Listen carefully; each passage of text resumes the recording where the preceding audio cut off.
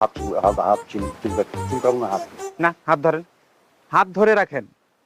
বাসায় যান, বাসায় গিয়ে আপনার প্রিয় রান্না কি, মানে প্রিয় পছন্দের খাবার কি? বলেন। আরে বলেন। খিচুড়ি আর সালাদ, ইলিশ মাছ। শুনেন, আজকে বাসায় গিয়ে খিচুড়ি আর ইলিশ মাছ রান্না করবেন ওনার জন্য। ঠিক আছে। ঠিক আছে, যান বাসায় চলে যান।